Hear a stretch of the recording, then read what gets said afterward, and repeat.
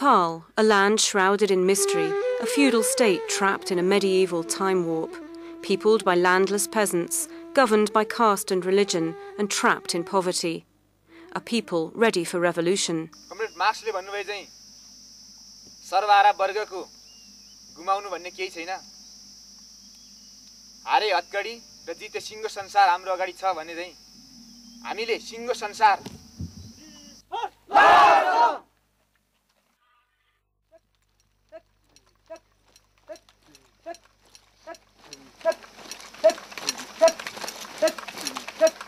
In the mountains of East Nepal, B Company 16th Battalion of the Maoist rebel army starts its daily training.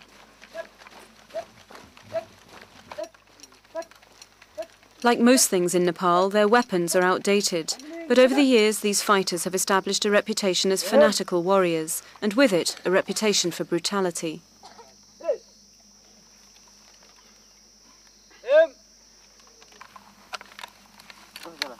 Women in particular are attracted to an ideal that promises freedom from the constraints of both caste and gender.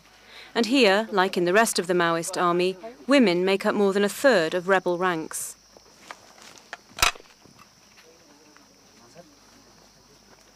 Only 19 years old, Comrade Bihani is already a 3-year veteran of the war.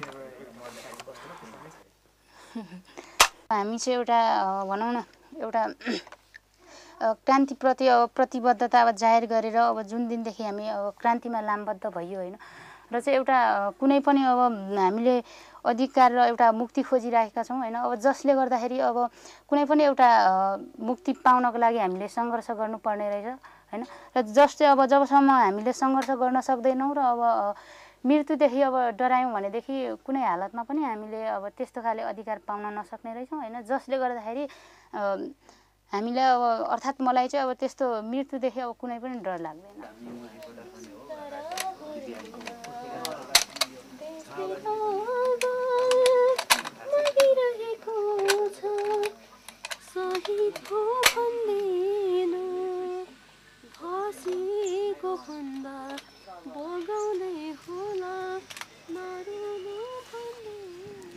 To the outsider, Maoist ideology may well appear anachronistic in the 21st century, but Nepal remains a country lost in the traditions of a once glorious past. For centuries, the country was dominated by a royal elite who, comfortably ensconced in their Kathmandu palaces, ruled over a feudal system. Outside Kathmandu, in the towns and villages that make up the backbone of this country, landless peasants were bonded to provide labour for absentee landlords. Even with the belated introduction of multi-party democracy in 1990, corruption, bad governance and underdevelopment continued unabated. And 6 years later, the Maoists launched their insurgency.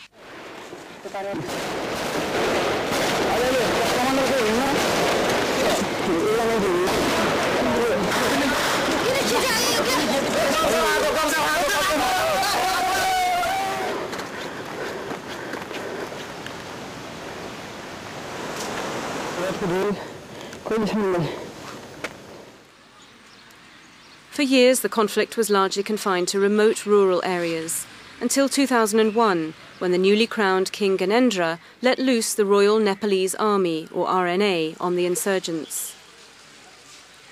Overnight, the death toll rose dramatically. Human rights abuses escalated to unprecedented levels, and according to international human rights groups, the country now holds the unenviable record for the highest number of politically motivated disappearances anywhere in the world.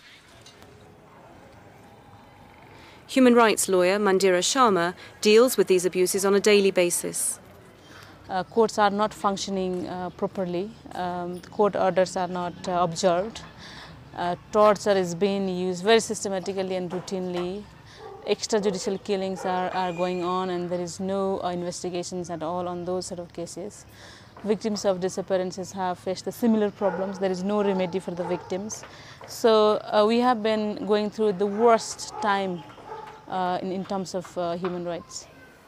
Torture has become a commonly used tactic, and these drawings, based on the testimony of torture victims, leave little to the imagination. This man is one such torture victim. Recently released from arbitrary detention, he still lives in fear, afraid to show his face or talk to the camera.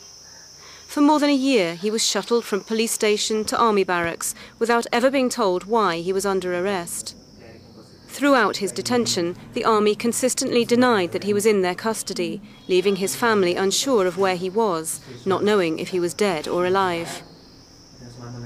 The army has been systematically torturing people. They have been very systematically killing civilians and also using forced disappearances of people. And they have complete impunity. The United Nations Special Rapporteur on Torture, Manfred Novak, has also levelled accusations of systematic torture at the army. Army spokesman Brigadier General Deepak Gurung denies the charge.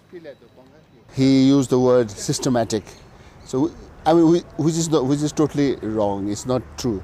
It's not systematic. Maybe individual cases might be there of torture, etc., etc. But then, if anyone commits a mistake, and we come to know of it, we carry out our investigations and we court-martial.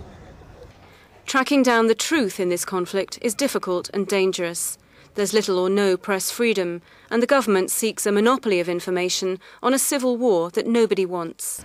99.999% of Nepali people don't want this war. They don't want to have anything to do with it, and yet they are the victims. The people realize this is just a power struggle between the revolutionaries, who are outdated in their ideology, and a monarchy that wants to take the country back 3 decades. And if in that power struggle, they just got in the middle.